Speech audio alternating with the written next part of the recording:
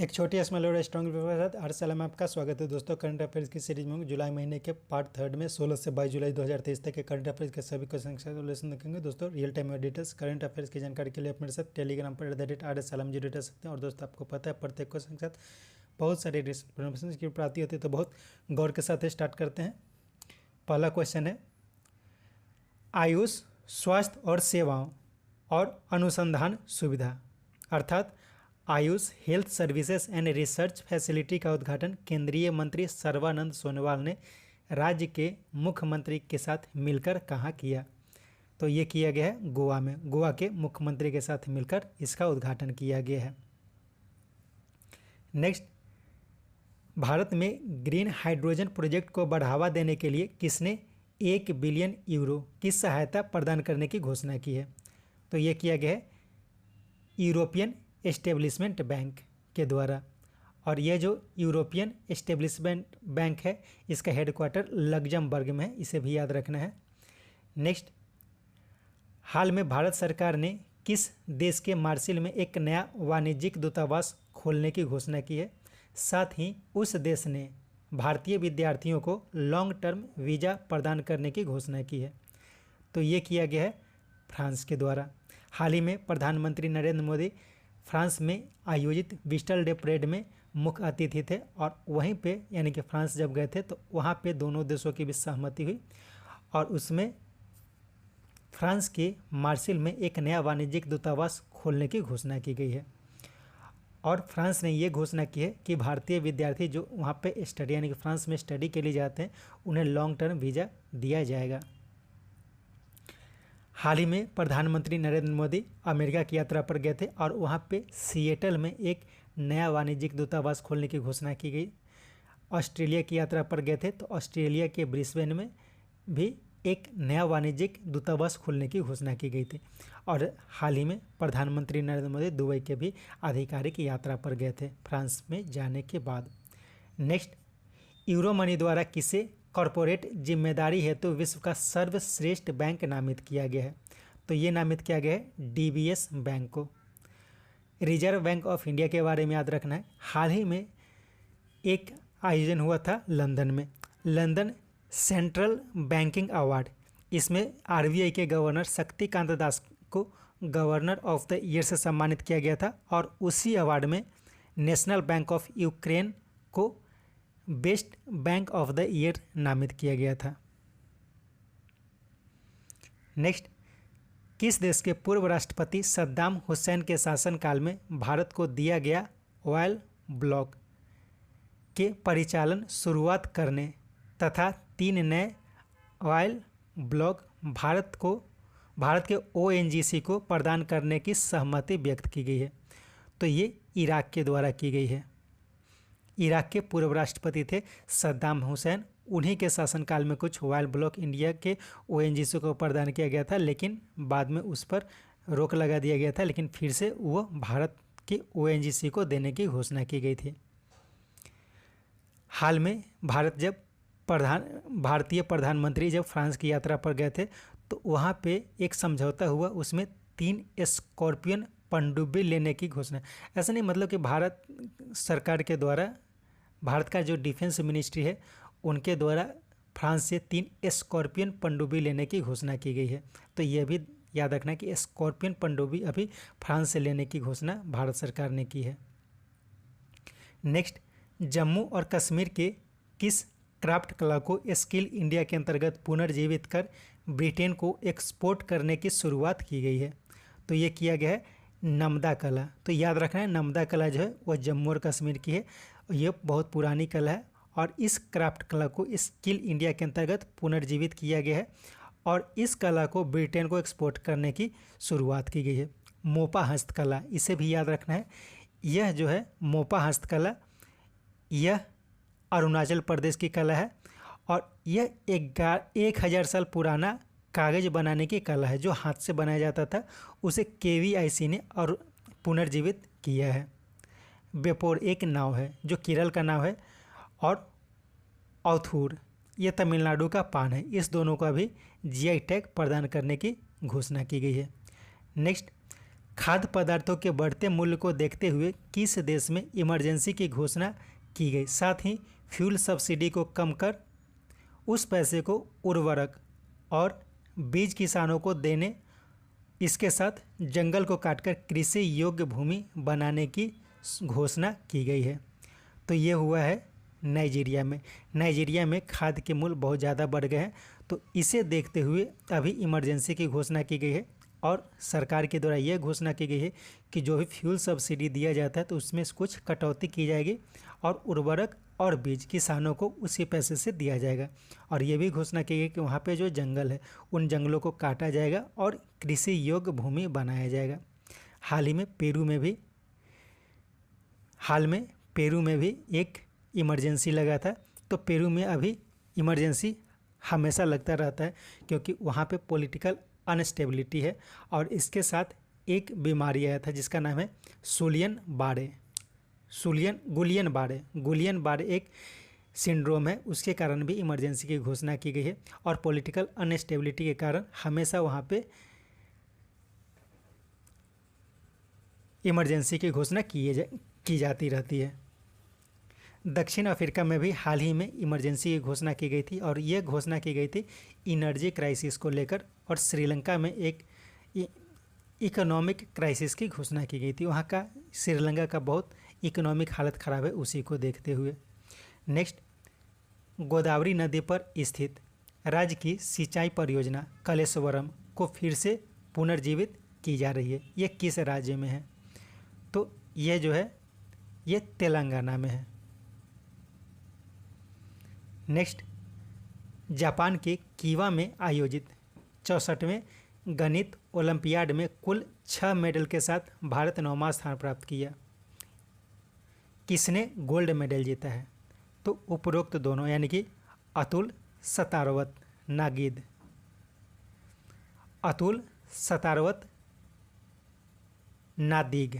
नादीग होगा, ठीक है। अतुल सतारवत नादीग और अर्जुन गुप्ता, इन दोनों ने इसमें स्वर्ण पदक जीता है। तो याद रखना है 64वां गणित ओलंपियाड अभी जो हुआ है वो जापान में हुआ था और उसमें भारत 6 मेडल जीते और 9वां स्थान प्राप्त किया है। नेक्स्ट, अमेरिका, जापान और दक्षिण कोरिया के बीच त्रिपक्षीय मिसाइल अभ्यास जापान सागर में किया गया। यह किस देश के द्वारा किए जा रहे मिसाइल परीक्षण के जवाब में किया गया। साथ ही अक्टूबर में अंतर्राष्ट्रीय रक्षा प्रदर्शनी का आयोजन करने की घोषणा भी की गई है और यह जो प्रदर्शन किया जाएगा यह उत्तर कोरिया में किया जाएगा। तो यह किस देश के मिसाइल परीक्षण के जवाब में किया गया है? तो ये किया गया उत्तर कोरिया के द्वारा जो मिसाइल परीक्षण किया जा रहा है उसी के जवाब में किया जा रहा है। और यह जो अंतर्राष्ट्रीय रक्षा प्रदर्शनी का आयोजन किया जाएगा यह दक्षिण कोरिया में किया जाएगा अक्टूबर महीने में। तो ये भी क्वेश्चन पूछा जा सकता है, तो याद रखना है। और इसमें कौन कौन से देश भाग लेंगे? तो अमेरिका, जापान और दक्षिण कोरिया भाग लेंगे। त्रिपक्षीय मिसाइल रक्षा अभ्यास जो जापान सागर में आयोजित होगी।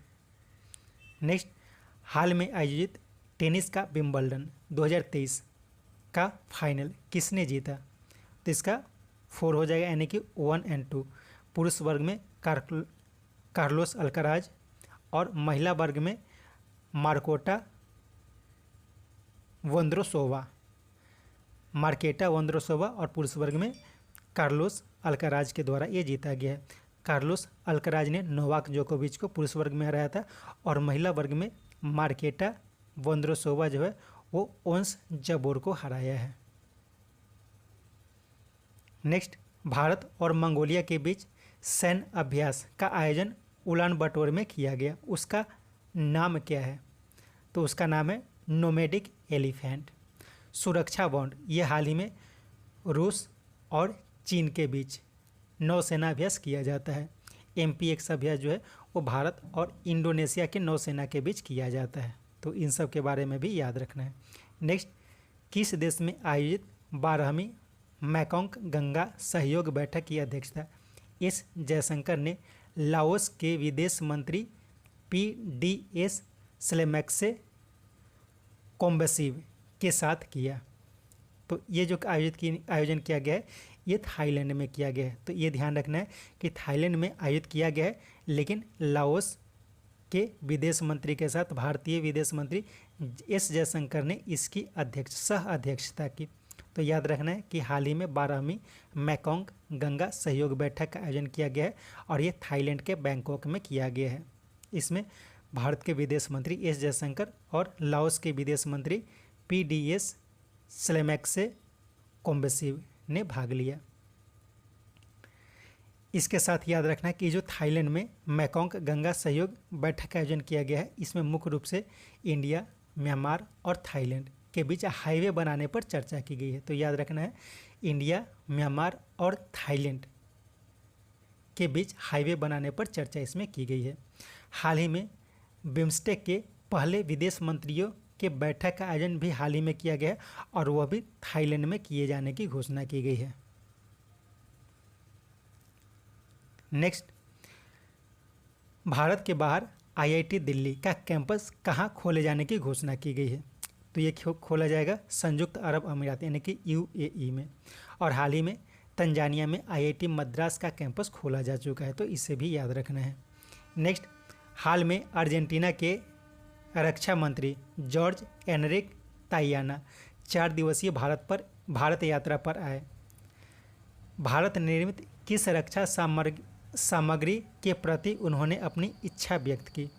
तो भारत से उन्होंने तेजस फाइटर खरीदने की इच्छा व्यक्त की है। इसके साथ ध्रुव चोपर को भी खरीदने की इच्छा व्यक्त की है, लेकिन तेजस फाइटर पर मुख्य रूप से चर्चा हुई है। वर्तमान में तेजस फाइटर, ध्रुव चोपर, ब्रह्मोस, क्रूज मिसाइल, आकाश मिसाइल, ये सभी भारत में निर्मित जो रक्षा सामग्री है इसे भारत निर्यात करने की घोषणा की है। तो याद रखना है कि वर्तमान में अर्जेंटीना के रक्षा मंत्री आए थे जिनका नाम है जॉर्ज एनरिक ताइयाना। तो अर्जेंटीना भी भारत से कुछ रक्षा सामग्री खरीदने की योजना बना रही है, तो इसे ध्यान रखना है। नेक्स्ट, उड़ीसा स्थित कौन सा बंदरगाह कार्गो हैंडलिंग का नया राष्ट्रीय रिकॉर्ड बनाया है। तो उड़ीसा में स्थित है गोपालपुर बंदरगाह और इसने कार्गो हैंडलिंग का नया रिकॉर्ड बनाया है। इसके साथ याद रखना है सितवे बंदरगाह के बारे में। तो सितवे बंदरगाह ये जो है वो म्यांमार में है और यह भारत के सहयोग से बनाया गया है और ये कार्य करना शुरू किया, यानी कि भारत से इंपोर्ट और एक्सपोर्ट का कार्य इसमें शुरू हुआ है। हाइफा बंदरगाह ये इजराइल में है और अदानी ग्रुप ने इसका अधिग्रहण हाल ही में किया है। नेक्स्ट, मादक तस्करी और राष्ट्रीय सुरक्षा पर केंद्रीय सम्मेलन की अध्यक्षता नई दिल्ली में किसने की। तो ये किया गया है अमित शाह के, गृह मंत्री अमित शाह के द्वारा। नेक्स्ट, 7 एशियाई देशों का समूह बिम्स्टेक की स्थापना 1997 में की गई थी। पहली विदेश मंत्रियों की बैठक का आयोजन हाल ही में कहाँ किया गया। तो इसका आयोजन किया गया है थाईलैंड में, ऊपर भी बताया गया था। तो याद रखना है बिम्स्टेक जो है वो 7 एशियाई देशों का समूह है और इसकी स्थापना 1997 में की गई थी। पहले जो इसका नाम था बिस्ट EC, BIST EC, यानी कि इसमें बांग्लादेश, इंडिया, श्रीलंका और थाईलैंड इन चारों देशों का इकोनॉमिक कॉर्पोरेशन था। Bangladesh, India, Sri Lanka, Thailand economic corporation, इसका नाम था बिस्टेक, लेकिन बाद में इसका नाम बिम्स्टेक हो गया। तो इसमें 2004 में 2 देश जुड़ी, भूटान और नेपाल।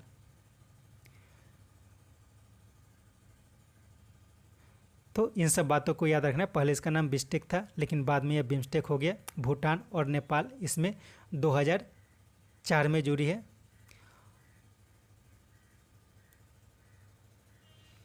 नेक्स्ट,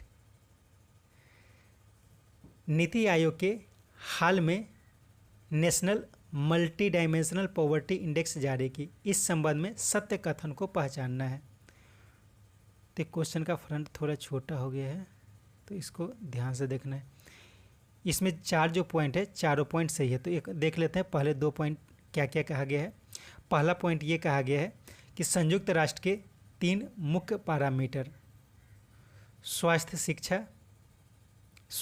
शिक्षा और जीवन का स्तर के साथ 12 पैरामीटर्स जिसमें पोषण, बाल और किशोर मृत्यु दर, मातृत्व स्वास्थ्य, एज ऑफ स्कूलिंग, स्कूल उपस्थिति, कुकिंग फ्यूल, सैनिटेशन, पेयजल, इलेक्ट्रिसिटी, हाउसिंग, संपत्ति, बैंक अकाउंट पर आधारित है।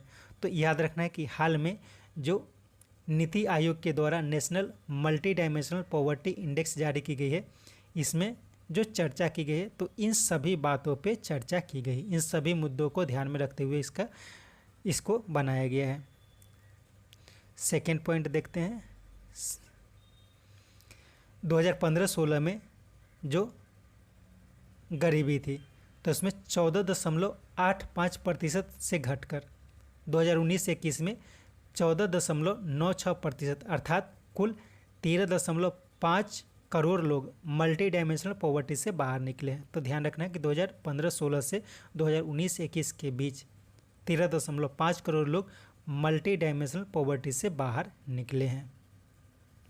सबसे ज़्यादा कमी जो दर्ज की गई है बिहार, उत्तर प्रदेश, मध्य प्रदेश, झारखंड, इसके साथ दिल्ली, केरल, गोवा और तमिलनाडु में सबसे कम गरीबी दर्ज की गई है।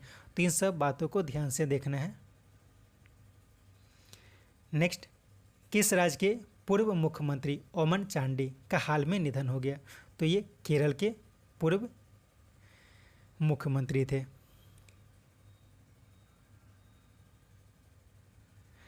राजस्थान के बारे में एक पॉइंट याद रखना है, हाल ही में न्यूनतम आय की गारंटी की घोषणा की गई है राजस्थान सरकार के द्वारा। तो एक क्वेश्चन पूछा जा सकता है कि हाल ही में न्यूनतम आय की गारंटी की घोषणा करने वाला राज्य कौन है? तो ये राजस्थान बन गया है। नेक्स्ट, पारंपरिक औषधियों पर एशियन देशों के सम्मेलन की मेजबानी किसने की? तो ये किया गया है भारत के द्वारा। नेक्स्ट,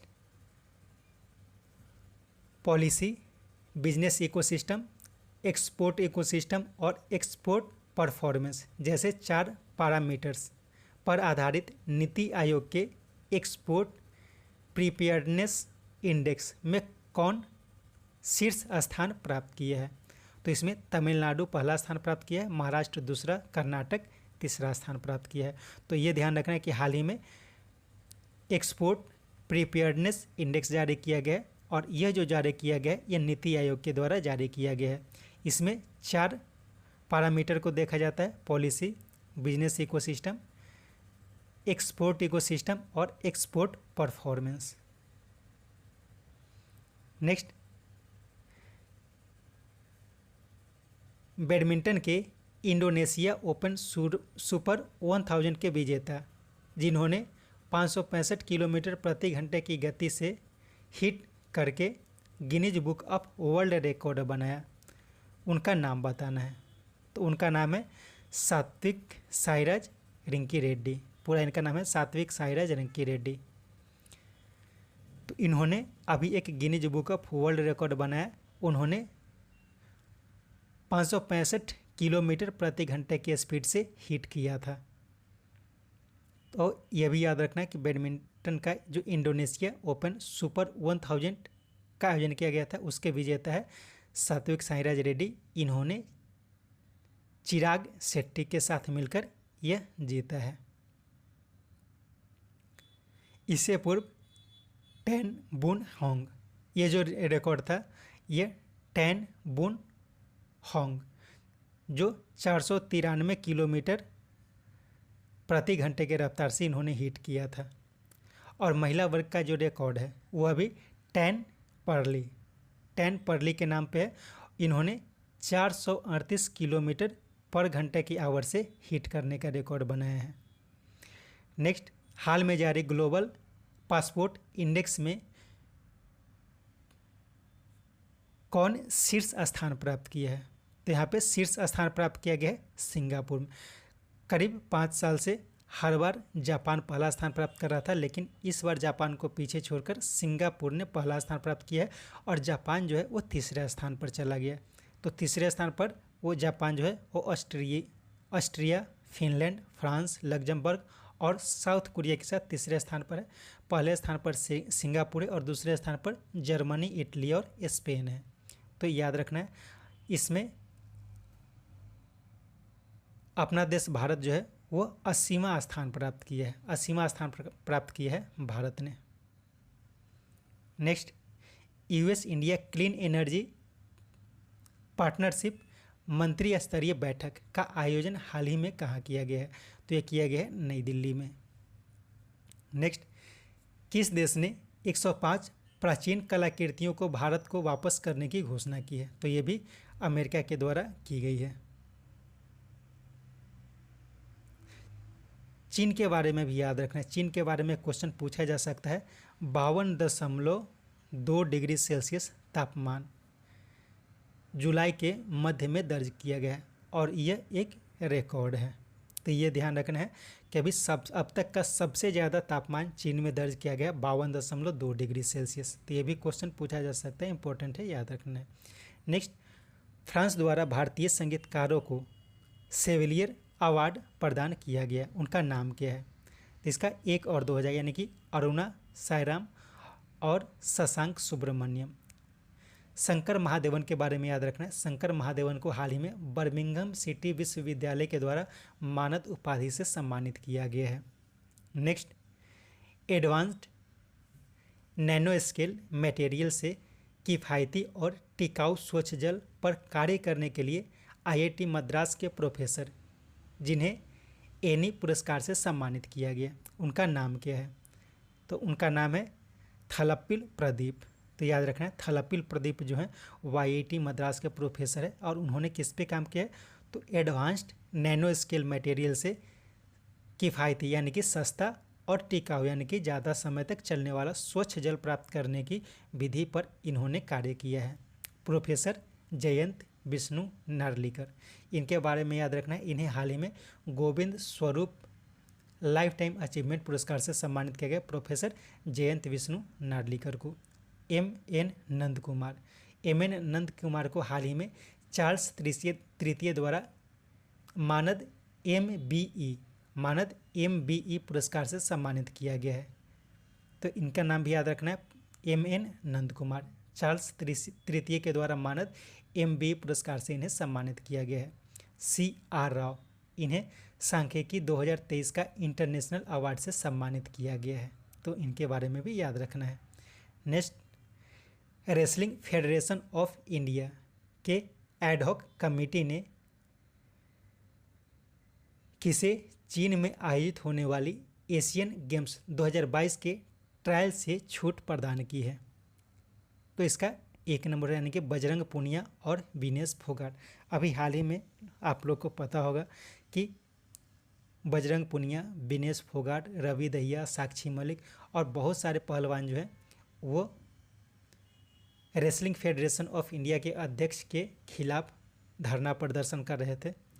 तो अभी जो ट्रायल हुआ है, तो ट्रायल में बजरंग पूनिया और विनेश फोगाट, इन दोनों को एडहॉक कमेटी जो है वो ये वही निर्धारित करते हैं किसे सेलेक्ट करना है, किसे नहीं सेलेक्ट करना है और किसे सिलेक्शन में ट्रायल से छूट दी जा सकती है। तो वही एडहॉक कमेटी ने यह घोषणा की है कि विनेश फोगाट और बजरंग पूनिया, ये दोनों चूँकि बहुत अच्छे खिलाड़ी हैं, तो इन दोनों को ट्रायल से छूट दी जाएगी। रवि दहिया भी ऐसे ओलंपिक मेडलिस्ट हैं, लेकिन इन्हें इससे छूट नहीं दी गई है क्योंकि इन्हें क्या है कि इंजरी देखी गई है और उस इंजरी को देखते हुए इन्हें ट्रायल से छूट नहीं प्रदान की गई है। नेक्स्ट, किस देश की संसद ने रिकॉर्ड 190 संशोधनों के साथ भ्रष्टाचार विरोधी विधेयक को पारित किया है? तो यह पारित किया गया है श्रीलंका में। इसके साथ याद रखना इजराइल के बारे में। इजराइल की संसद ने सुप्रीम कोर्ट के पावर को लिमिट करने वाले विधेयक को भी पारित कर दिया है। तो इसके बारे में भी याद रखना, ये बहुत चर्चा में है इजराइल के द्वारा। यूनाइटेड किंगडम ने हाल ही में इलीगल इमाइग्रेशन बिल को पास किया है। इसके लिए ये चर्चा में था यूनाइटेड किंगडम, तो इसे भी याद रखना है। नेक्स्ट, भारतीय तटरक्षक के बल के 25वें डायरेक्टर जनरल के पद पर किनकी नियुक्ति की गई है? तो ये नियुक्ति की गई है राकेश पाल को। आर हरि कुमार वर्तमान में नेवी चीफ है। मनोज पांडे आर्मी चीफ है। और वी आर चौधरी ये जो है वो वायुसेना के प्रमुख हैं। नेक्स्ट, गुजरात के किस शहर में बनने वाला डायमंड बोर्ज विश्व का सबसे बड़ा ऑफिस कॉम्प्लेक्स बनेगा? तो ये सूरत में बनाया जा रहा है डायमंड बोर्ज, ये गुजरात में होगा। तो ये विश्व का सबसे बड़ा ऑफिस कॉम्प्लेक्स होगा जो अमेरिका में पेंटागन है। अमेरिका का जो रक्षा मंत्रालय का ऑफिस है पेंटागन, उससे भी बड़ा ये ऑफिस होगा। नेक्स्ट, हंगरी में आयोजित सुपर जीएम शतरंज टूर्नामेंट को हाल ही में किसने जीता? तो ये जीता गया है डी गुकेश के द्वारा। नेक्स्ट, भारतीय मूल के 7 वर्षीय पर्यावरण कार्यकर्ता मोक्ष राय, जिन्हें United kingdom PM point of the light award से किसने सम्मानित किया? तो ये सम्मान दिया गया है ब्रिटेन के उप प्रधानमंत्री ओलिवियर डोडेन के द्वारा। तो ओलिवियर डोडेन के द्वारा दिया गया है यह पुरस्कार। तो ये ध्यान रखना है, मोक्ष राय ये क्या है? तो ये एक पर्यावरण कार्यकर्ता है, ये मात्र 7 वर्ष का है, ये भारतीय मूल के हैं। तो इन्हें यूनाइटेड किंगडम के PM point of light award से सम्मानित किया गया है। ऋषि सुनक वर्तमान में यूनाइटेड किंगडम के प्रधानमंत्री हैं। और हमजा यूसुफ के बारे में भी याद रखना है, ये भी इम्पोर्टेंट है। ये वर्तमान में स्कॉटलैंड के प्रधानमंत्री हमजा यूसुफ, और ये पाकिस्तानी मूल के हैं। नेक्स्ट, ऑस्ट्रेलिया और न्यूजीलैंड के मेजबानी में आयोजित फीफा महिला विश्व कप 2023 का टीवी अधिकार किसे प्राप्त हुआ है? तो ये प्राप्त हुआ है डीडी स्पोर्ट्स को। वाईकॉम 18 बड़े बड़े जो भी गेम्स होते हैं आजकल वाईकॉम 18 को वह प्राप्त होता है। ये रिलायंस की एक कंपनी है। तो हाल ही में La Liga, FIFA world cup 2022, IPL, इन सभी का जो प्रदर्शन का अधिकार प्राप्त हुआ था वो वाईकॉम 18 को प्राप्त हुआ था। नेक्स्ट, चेन्नई स्थित mayor Radha Krishnan hockey stadium में ऑस्कर विजेता किस फिल्म के किरदार बोम्मन, जो मुदुमलाई टाइगर रिजर्व के 2 अनाथ हाथी बच्चे रघु और बल्ली की रक्षा की थी के नाम पर हॉकी की एशिया चैंपियनशिप ट्रॉफी का मस्कट को नामित किया गया है? तो उस फिल्म का नाम बताना है। तो उस फिल्म का नाम है द एलिफेंट विस्परर। तो इसमें बहुत सारे क्वेश्चंस की जानकारी मिलती है। तो अभी ये ध्यान रखना है कि हॉकी एशिया चैंपियनशिप इसका जो आयोजन किया जाएगा वो भारत में किया जाएगा। हॉकी एशिया चैंपियनशिप का आयोजन जो किया जाएगा उसका आयोजन भारत में किया जाएगा। और हाल ही में इसके मस्कट को नामित किया, उसके मस्कट को प्रदर्शित किया गया है और उसका नाम रखा गया है बोम्मन। तो बोम्मन कौन है? तो बोम्मन हाल ही में जो ऑस्कर का अवार्ड दिया गया था उसमें भारतीय फिल्म द एलिफेंट विस्परर्स ने ऑस्कर में विजेता रहा था शॉर्ट कैटेगरी में। तो उसका ही किरदार है बोम्मन, एक हाथी है। और ये मुदुमलाई टाइगर रिजर्व, तो ये कहाँ है? तो ये भी तमिलनाडु में है। तो तमिलनाडु में जो मुदुमलाई टाइगर रिजर्व है वहाँ पे 2 अनाथ हाथी थे, रघु और बल्ली, उसकी रक्षा इसने की थी और इसी के नाम पर इसका मस्कट का नाम रखा गया है। तो इसमें सारे बातों को याद रखना है कि एशिया और हॉकी चैंपियनशिप का आयोजन भारत में किया जाएगा। इसका मस्कट का नाम बोम्मन है। बोम्मन किस लिए रखा गया है? क्योंकि द एलिफेंट विस्परर्स का मुख्य किरदार था बोम्मन। ऐसे आरआरआर ये भी जो है यह भारत की तरफ से इसका एक गाना था जो ऑस्कर में ओरिजिनल सॉन्ग के लिए विजेता रहा था।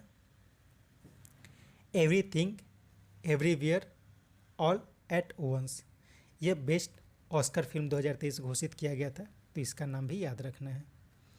नेक्स्ट, नॉर्थ चैनल को पार करने वाले सबसे कम उम्र के तैराक कौन बने?